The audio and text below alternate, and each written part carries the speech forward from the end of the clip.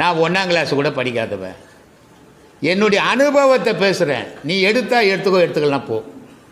அது உன்னுடைய சொந்த விஷயம். நான் சொல்கிறேன்னு எடுத்துக்கணும்னு கட்டாயமே கிடையாது. அதே நேரத்தில் உனக்கு தேவையாக இருந்தால் கண்டிப்பாக எடுத்துக்கோ. அது உனக்கு வாழ்க்கைக்கு உதவும்.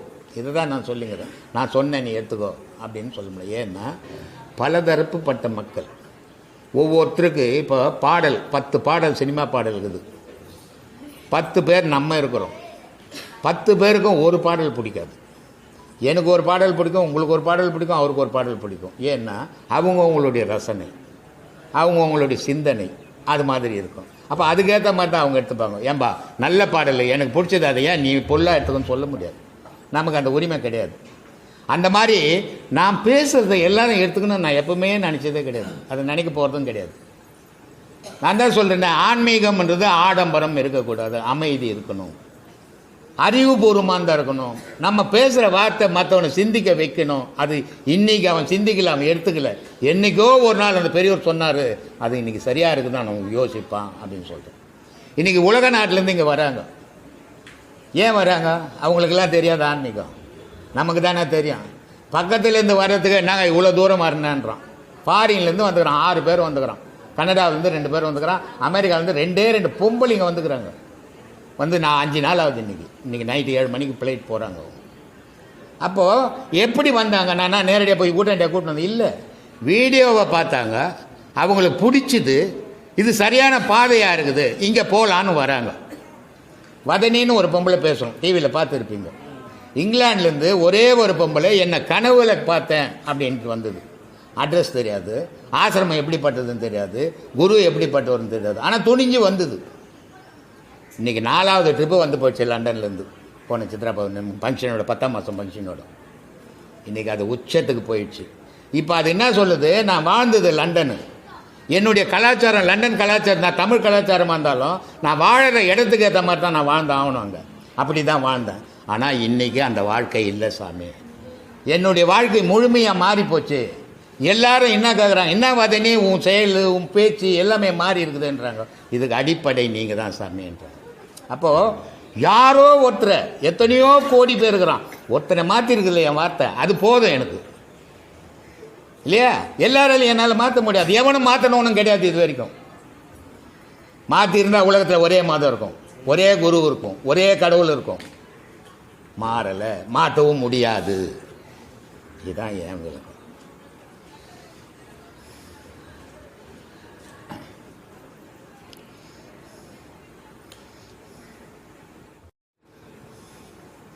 அறிவை அறிவால் அறிந்தே அறியும் அறிவுதனில். எத்தனை அறிவு சொல்லுங்க?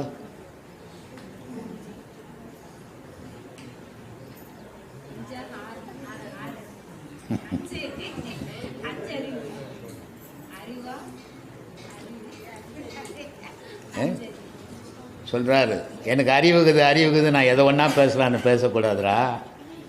உன் அறிவை கொண்டு உன் அறிவியே நீ ஆராய்ஞ்சு உன் அறிவியே சரியாக பேசுதா சரியாக பேசலையா நீ ஆராயிடான்றார். புரியுதா? அதனால் சொல்கிறாரு பத்ரகிரியே,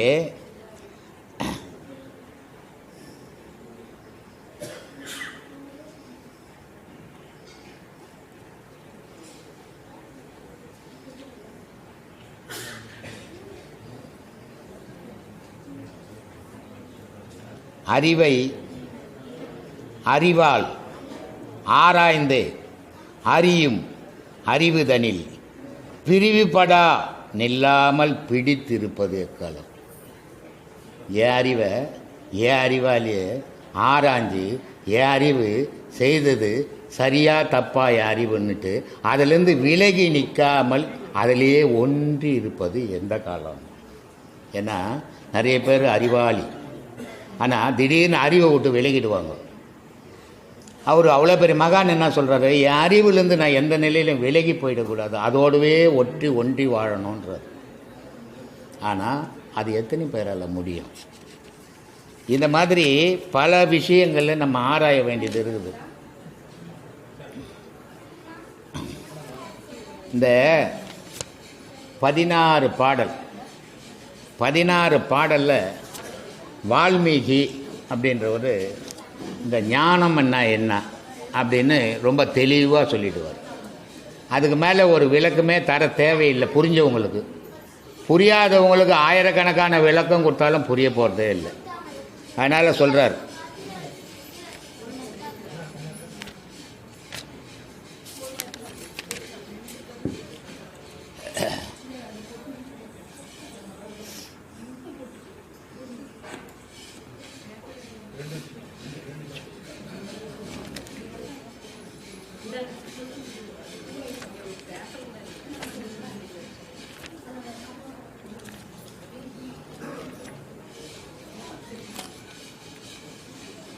சொல்லுங்கப்பா, சொல்லிக்கினே இருங்க, நான் சொல்கிறேன்.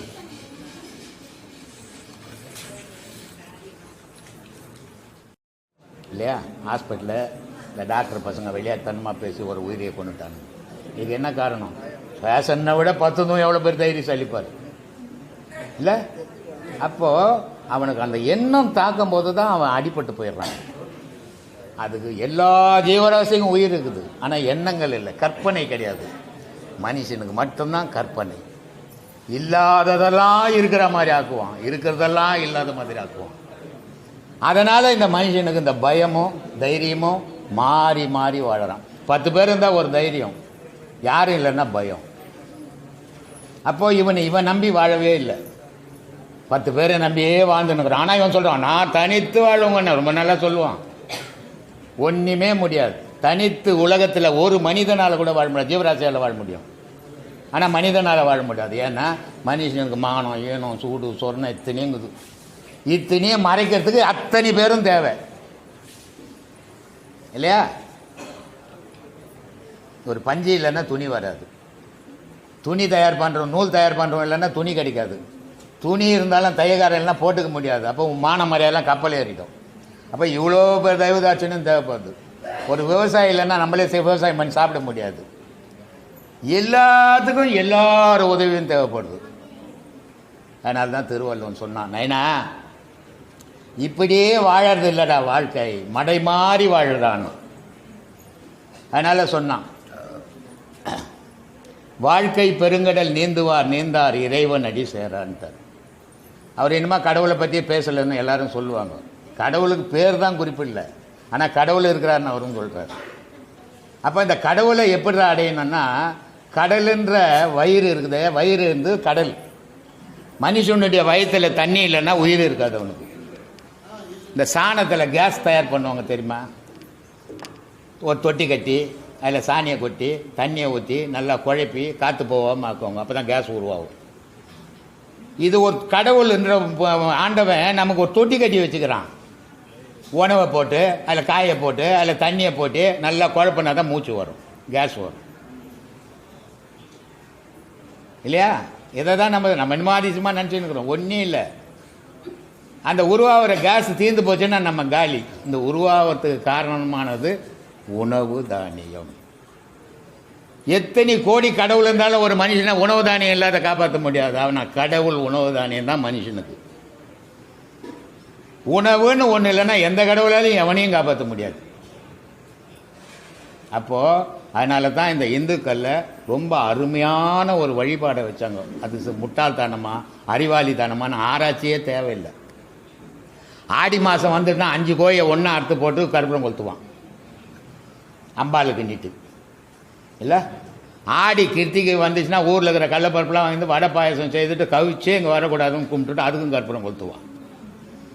அப்போ கவிச்சு சாப்பிட்டா வயிற்றில் போய் குத்துறது தானே துண்ணை, வயிற்றில் போய் குத்தணும் இல்லை அது கோழி, ஆனால் குத்தாது. அது உள்ளே போனால் தான் உனக்கு சத்து. அதே மாதிரி இந்த வடை பாயசம் போனால் தான் உனக்கு மூச்சு. அப்போது உணவு தான் கடவுள்ன்றத அதுக்கு கற்பூரம் கொளுத்தி சாப்பிட்டுங்கிறான். அதை முட்டாள்தனம்னு நம்ம சொல்லிங்கிறோம். அது இல்லைன்னா ஒருத்தனை ஒரு ரூமில் போட்டு 10 நாளைக்கு கடவுள் என்ன காப்பாற்றிடுவாருன்ட்டு. 10 நாளைக்கு கடவுளே இல்லைடா, சாப்பாடு தானே கடவுள்னு ஒருத்தனுக்கு ஒரு ரூமில் போட்டு நல்லா சாப்பாடு கொடு, 2 பேரில் யார் ஏந்து வரான்னு பாரு. 10ஆவது நாளே ஒரு மோளம் தான் வைக்கணும், அவன் தடபுள்ளாக ஏந்து போயினே இருப்பான். அப்போது மனித வாழ்வுக்கு எது அடிப்படைனா உணவு. உணவு தாயா உலகத்தில் கடவுள், அதுக்கு அப்புறம்தான் மற்றதெல்லாம் இல்லையா? அப்போது இந்த உணவு தானியங்கள் உனக்கு தெரியணும். இந்த உணவு தானியங்களை நீ பதப்படுத்தணும். இந்த உணவு தானியங்களை நீ விளைய வைக்கணும். இதுக்கெல்லாம் எது தேவை அப்படின்னா சூரியன் வேணும். சூரியன் ஒரு பொருள்னா ஒரு பொருளை கூட உன்னால் எடுக்க முடியாது, கடவுள் வந்து காட்ட மாட்டார் உனக்கு. அப்போ இந்த பொருளை காட்டுறது சூரியன். நீ மிதமான வாழ்க்கை சுகமான வாழ்க்கை வேணும்னா சந்திரன் வேணும். அப்போ அந்த சந்திரன் நீ நின்று வாழற இடம் பூமி. அதனால் இதுக்கு தாயின்னு பேர் வச்சான். ஏன்னா வானத்தில் சூரியனில் சந்திரனில் எந்த பொருளும் முளைக்காது. அதே மாதிரி ஆம்பளை கிட்ட எந்த பொருளும் முளைக்காது. விதை வந்து தான், ஆனால் முளைக்காது. பொம்பளை கிட்ட தான் முளைக்கும். அதனால் இந்த முளைக்கிற இடம் யாருன்னா தாயிடா, இது பூமி தாயிடான்னு. இதையெல்லாம் நமக்கு உணராத, கண்டதை, நமக்கு தேவையானதெல்லாம் யோசிக்காத, தேவை இப்போ இல்லாததெல்லாம் யோசிச்சுன்னு உட்காந்தா ஒரு பயணம் இல்லை சாமி, இல்லையா? அதனால் சொல்கிறா, அறிவு மனுஷனுக்கு எத்தனை அறிவு சாமி?